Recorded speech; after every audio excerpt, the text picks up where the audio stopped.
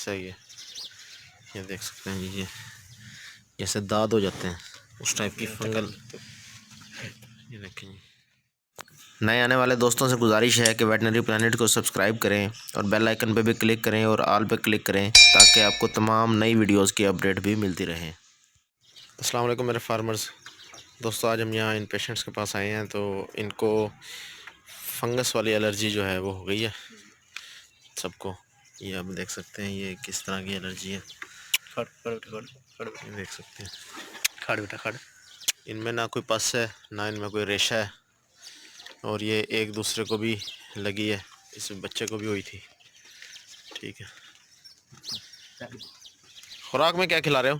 खुराक में वो चूरी टुकड़े टुकड़े नहीं, खड़ चूरी, खल सूड़ी। सूड़ी। सही है।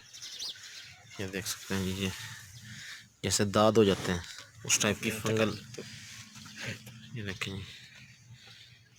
फंगल एलर्जी है, फंगस इन्फेक्शन भी कहते हैं इसको। तो इसके लिए जो हम मेडिसिन यूज़ कर रहे हैं उसमें ड्यूरामेक्टिन और फेनरामीन, ये दो चीज़ें हमने इनको लगा दी हैं और 10वें दिन हम इनको रिपीट करेंगे। और साथ में हमने इनको टॉक्सी के लिए जो है ना सिरप लिख कर दिया, टॉक्सी केयर, वो ये पिलाते रहेंगे। उम्मीद करता हूँ वीडियो आपको पसंद आई होगी। अल्लाह हाफिज़।